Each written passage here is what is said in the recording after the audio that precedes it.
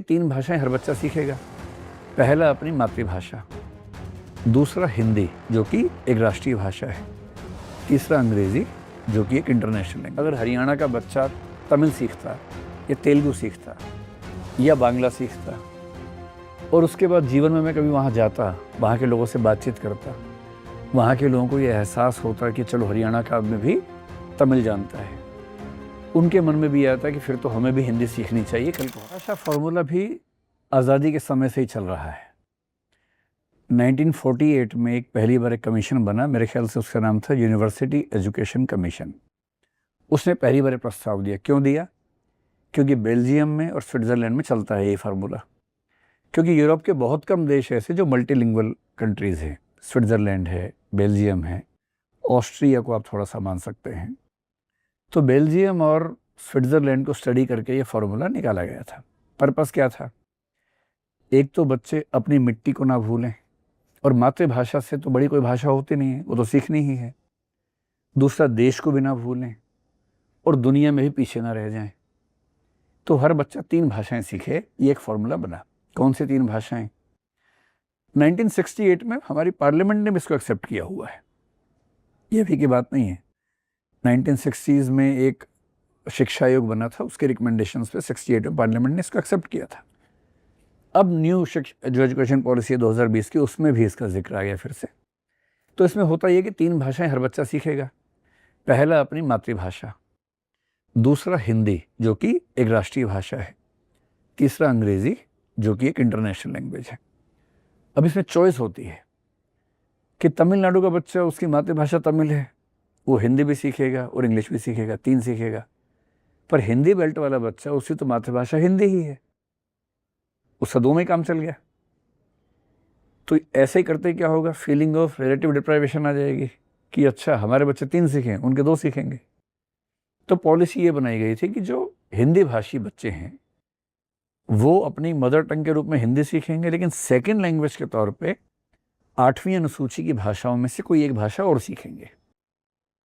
और ये पॉलिसी बहुत पुरानी है। मैं जब स्कूल में था, हमें संस्कृत पढ़ाई गई थी उस समय, इसी पॉलिसी के तहत पढ़ाई गई थी। गलती यही हुई कि उत्तर भारत के कई राज्यों ने त्रिभाषा फॉर्मूले का औपचारिक मतलब ये दिखाने के लिए कि हाँ हो रहा है, संस्कृत से ही काम चलाया। थोड़ा सा पढ़ाया, रटवाया, नंबर खूब मिलने लगे। पर्पस क्या था? मैं हरियाणा से हूँ, अगर हरियाणा का बच्चा तमिल सीखता या तेलुगु सीखता या बांग्ला सीखता और उसके बाद जीवन में मैं कभी वहाँ जाता, वहाँ के लोगों से बातचीत करता, वहाँ के लोगों को ये एहसास होता कि चलो हरियाणा का आदमी भी तमिल जानता है, उनके मन में भी आता कि फिर तो हमें भी हिंदी सीखनी चाहिए, कल को हम जाएंगे, हमें भी आसानी होगी। हमने सीख ली संस्कृत। संस्कृत से दिक्कत नहीं है, पर संस्कृत वर्तमान समय में किसी भी गांव में, शहर में, ज़िले में, राज्य में बोली नहीं जाती है, आम भाषा नहीं है।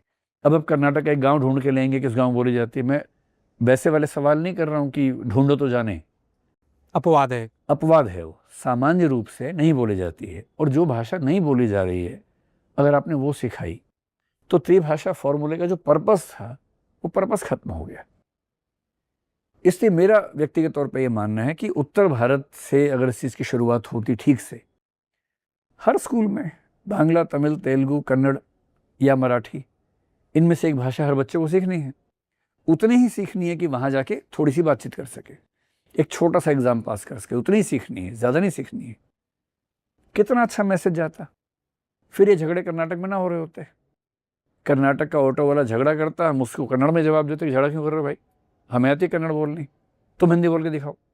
फिर वो हिंदी में बोलता कि हाँ मैंने भी 10वीं क्लास पास की हुई है, मैंने भी हिंदी सीखी हुई है।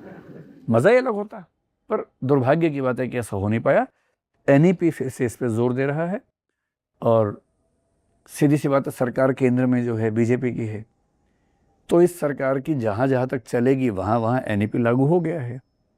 गुजरात में 3 भाषाएं हैं, महाराष्ट्र में सरकार लौट के आई है, 3 भाषाएं करना चाह रहे हैं। जो विपक्ष में हैं, अगर वो पक्ष में होते तो कर रहे होते, विपक्ष में हैं तो विरोध कर रहे हैं, स्वाभाविक सी बात है ना। लेकिन वहाँ भाषा थोड़ी ऐसी रखनी होती है, आप ये ना कहें कि कंपलसरी है, आप ये कहें कि भाई देखो तीसरी भाषा कंपलसरी है, कोई भी सीख लो, हिंदी नहीं सीखनी, तुम तमिल सीख लो, कन्नड़ सीख लो, असमिया सीख लो, सब हिंदी ही सीखेंगे। क्योंकि लोगों को ये भी समझ में आता है ना कि अगर भारत में हमें ज़्यादा ट्रैवल करना है तो जो सबसे ज़्यादा आबादी की भाषा है सेकंड लैंग्वेज है, तो वही सीख लेंगे। तो प्रैक्टिकली सेकंड लैंग्वेज हिंदी बनी जाएगी।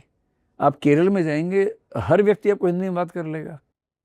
आंध्र प्रदेश में, तेलंगाना में हिंदी में कोई दिक्कत नहीं है, क्योंकि सेकंड लैंग्वेज के तौर पे हिंदी वहाँ के स्कूलों में सीखी गई है। कर्नाटक में भी दिक्कत नहीं है। तमिलनाडु में विरोध शुरू से रहा है और वो पॉलिटिकल विरोध ज़्यादा है। तो हो सकता है कल को कोई ऐसी सरकार आए जो इस मुद्दे पर उतनी नाराज़ ना हो, तो शायद सेकंड लैंग्वेज के तौर पे टूटी फूटी हिंदी वहाँ के लोग भी सीख लें, जैसे कि हम यहाँ पर टूटी फूटी तमिल सीख लें। मैं साफ साफ कह रहा हूँ, ये जिम्मेदारी प्राथमिक रूप से उत्तर भारत की है कि वो उनकी भाषा सीख के ये एहसास पैदा करे कि हाँ, हम समझ गए हैं। हमारी पीढ़ी का दुर्भाग्य ये है कि हम जब स्कूल में थे हमें समझ में नहीं आया था, हमने संस्कृत सीख लिया ठीक ठाक। अब मैं तमिल सीखूं, तेलुगु सीखूं, मन तो करता है, उतना उत्साह अंदर से आता नहीं, समय नहीं मिलता है। पर मेरे ख्याल से जो बच्चे एक उत्तर की भाषा, एक दक्षिण की भाषा बोलते हैं, बहुत बेहतर बच्चे हैं। और एक विदेशी भाषा तो आनी चाहिए, अंग्रेजी तो आनी चाहिए।